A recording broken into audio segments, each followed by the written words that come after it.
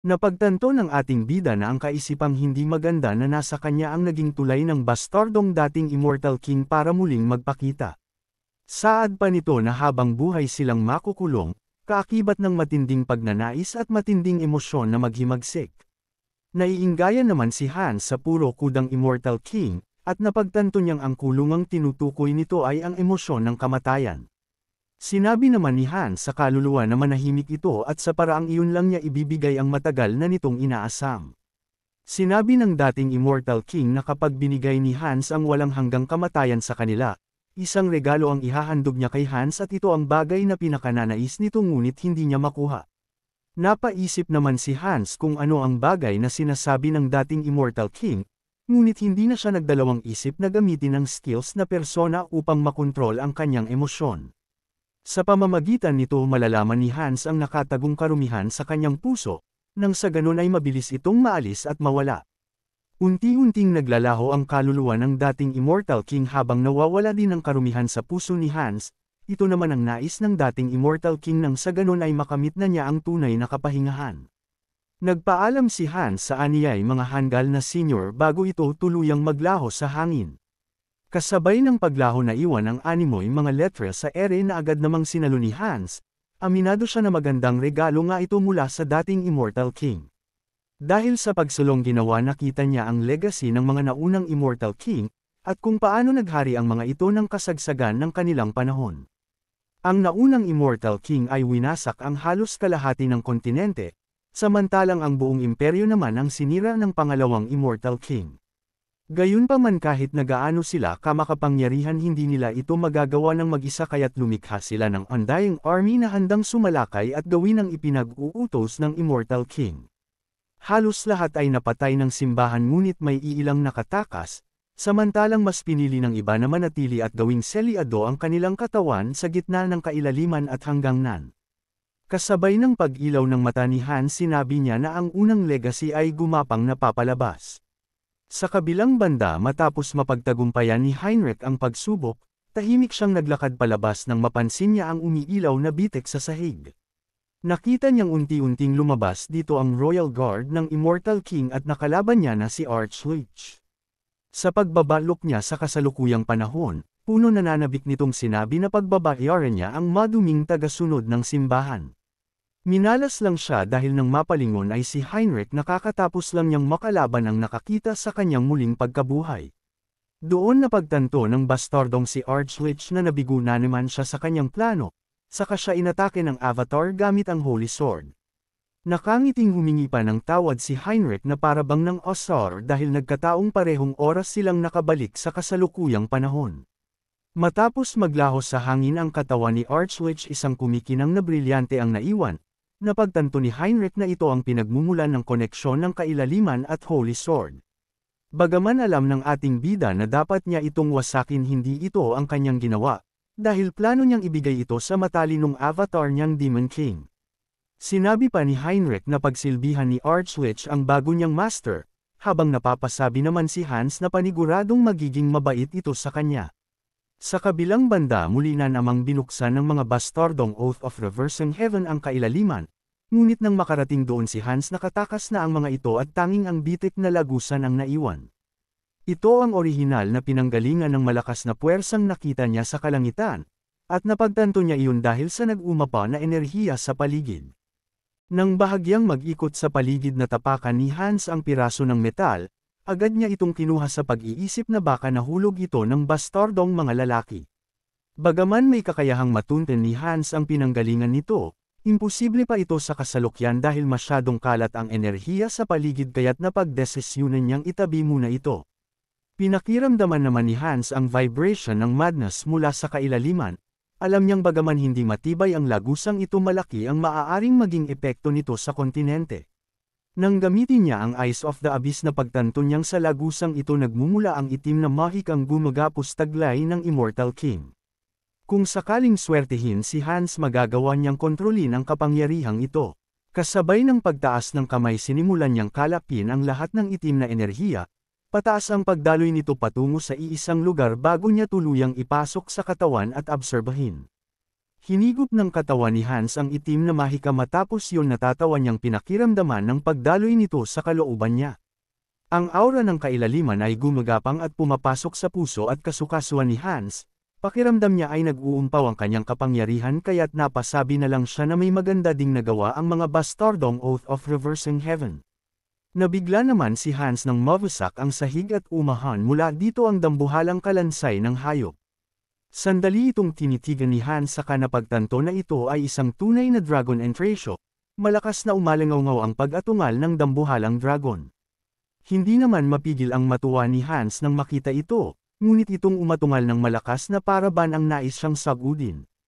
Inis na tanong ni Hans kung hindi ba nito nakikilala ang kanyang master saka nagpalabas ng enerhiya sa mata, at doon kumalma ang dragon nang mag-inig niyang banggitin ni Hans ang pangalan niyang Entratio. Nagbigay galang ang dambuhalang dragon at ibinaba ang ulo nito sa lupa, na siya namang inabot ni Hans upang hawakan. Parang asong nakita ang kanyang amo na pinipilig nito ang kanyang ulo, kaya't naisip na lang ng ating bida na parang nagkaroon siya ng napaka-cute na alaga. Alam niyang hindi pa doon natatapos ang legacy ng Immortal King, kundi bago pa lang nagiging interesado ang lahat. Bigla namang naramdaman ni Hans ang paparating na panganib, at kasabay nun itinaas ni Entratio ang ulo na para bang ramdam din niya ang pakiramdam ni Hans. Sinabi naman ni Hans na mukhang paparating na ang mga taong hindi natutuwa sa pagkikita nila ni Entratio, habang tanaw niya sa daanang nagdudumaling nakakabayong tauhan ng Divine Church. Hindi ito magandang pagkakataon dahil hindi pa napapag-aralan ng maayos ni Hans ang Abyss, kaya't malaking suliranin na makasalubong ang mga taga-Divine Church sa ganung oras. Pinagmasdan naman ni Entratio nang may pagtataka si Hans habang nasa isip ng Immortal King, na gaya kapag may bagong sasakyan kailangan itong ilabas upang mag-test drive. Matapos ang halos 100 taon ay nagbukas na ang kailaliman, at kasabay nun ang pagdating ng tunay at nag-iisang dragon na si Entratio. Agad na sumakay sa likuran ng dragon si Hans na walang balak palampasin ang pagkakataon na makakalap ng maraming karma. Sinabi pa ni Hans na masyado nang nagdusa si Entratio sa pinanggalingan nito, kaya't utos niyang lumipad ito ng malaya at ipakita sa Divine Church kung sino talaga siya. Ibinuko ni Entratio ang malapad na pakpak at naghanda sa paglipad sa ere. Nagdudumali naman ang taga-Divine Church at ani ng kanilang leader na ramdam pa nila ang masamang presensya na pumapailan lang sa lugar.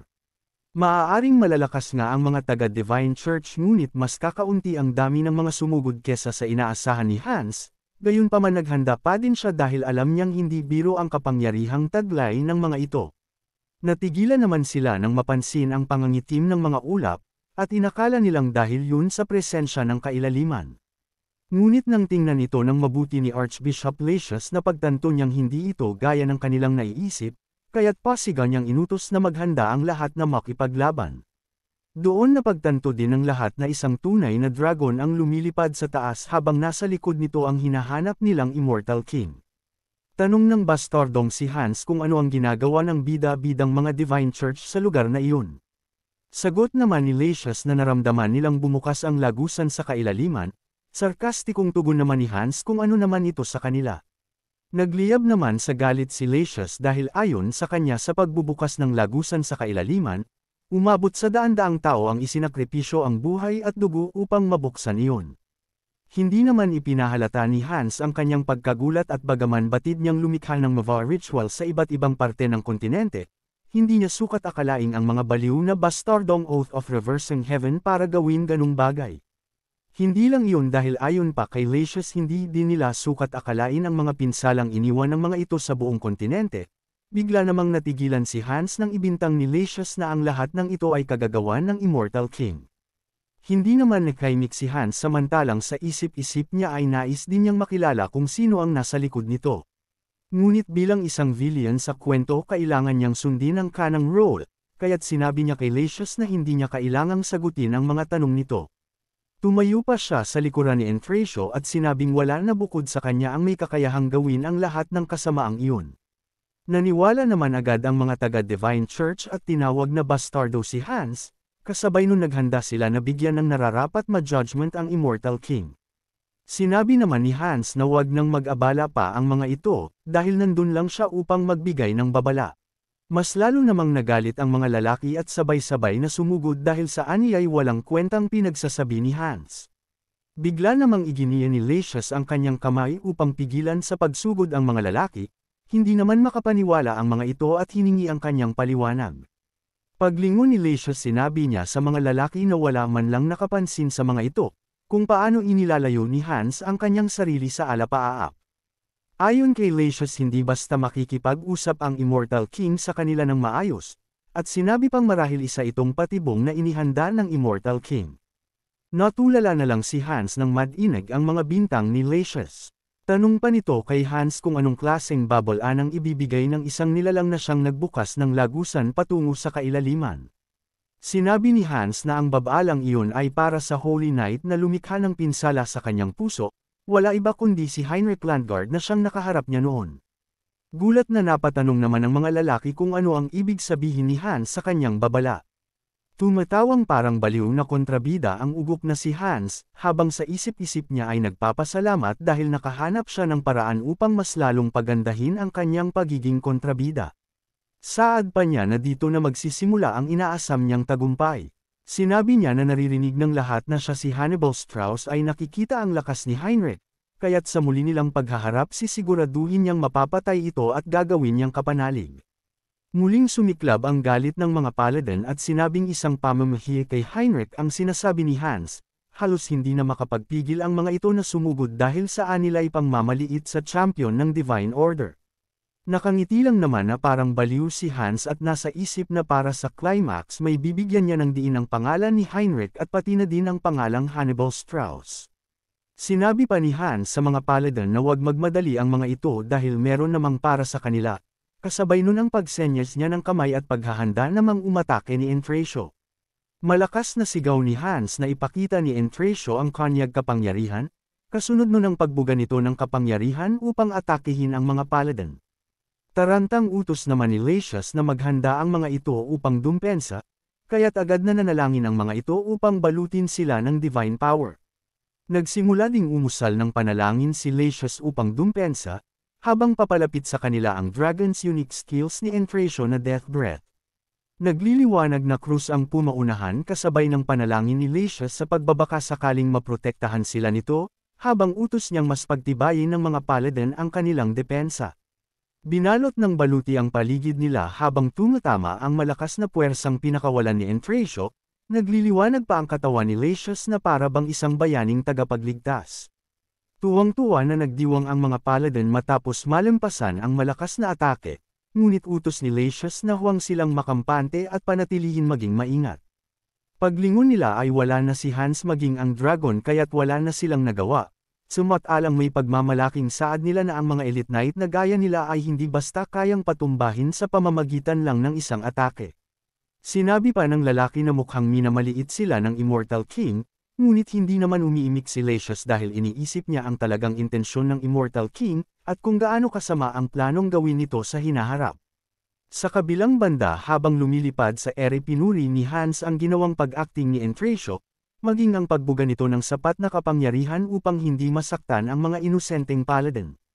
Matagumpay nilang natakasan ang mga ito bilang ang masamang Immortal King na nagbukas ng kailaliman, at ang kalansay na dragang pumoprotekta sa kanya.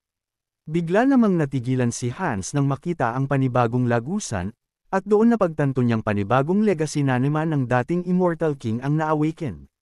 Gumapang mula dito ang kamay ng mga kalansay at unti-unting umahan ang kanilang mga katawan.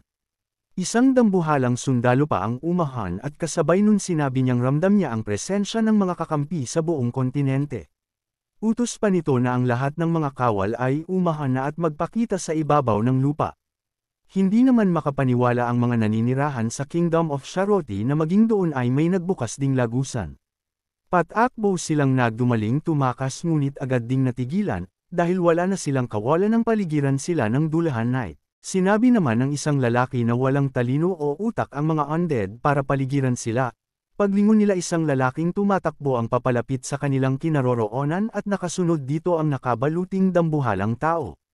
Doon napagtanto nila kung bakit gumagalaw na parang iisa ang mga undead. Habang di nila namalayan ang paglapit nito at walang awang iwinasiwas ang kanyang espada na pumatay sa isang lalaki. Sinabi ng commander na dapat nilang ipaalam ang mga kaganapan sa Viscount ng kanilang kaharian, na ang nakakapangilabot na Death Knight ay muli nang nabuhay. Sa kabilang banda agad nakarating kay Hines ang balitang nasa emergency ang buong kontinente ng Out Erica. Ulat pa sa kanya na nagkalat sa buong kontinente ang mga lagusan, at nagsisilabasan ang malaking bilang ng undead army mula doon. Tanong naman ni Hines kung kamusta ang lagay sa kaharian ng Thalia, kung saan naruroon ang kanilang pangunhing base. Sa kabutihang palad kaunting pinsala lang ang natamo ng nasabing kaharian maging ang mga kalapit nitong bayan. Alam ng ating bida na dahil iyon ginagawa ni Hans ang kanyang trabaho na asikasuhin ang mga undead malapit sa Thalia. Gayunpaman isang bagay pa din ang patuloy na gumagambala sa kaisipan ni Hines. Naitanong naman ng lalaki kung ano ang iniisip ng kanyang master. Tanong ni Hines kung wala bang ulat tungkol sa madness na kumakalat mula sa mga bitik, at kung meron bang epekto ang mga ito. Sagot naman ng lalaki na wala nang mas mahalaga pang isipin tungkol sa mga undead, kaya't walang sino man ang nakakaalam kung ano talaga ang madness na iyon. Walang malinaw na patunay ngunit nadinig niyang dama-dami ang mga nagkakaroon ng alitan na posibleng sanhi ng madness. Hindi naman agad sinang-ayunan ni Hines ang mga pahayag ng lalaki, dahil ani ay maaaring sensitive lang talaga ang mga tao nitong mga nakaraang araw. Ngunit sinabi ng lalaki na sigurado siyang hindi ito simpleng dahilan, kaya't naitanong ni Hines kung paano siya nakasisiguro. Sinabi naman ng lalaki na hindi lang basta ang mga tao ang nagkakagulo, maging ang mga kilos ng halimaw ay hindi din tulad ng pangkaraniwan.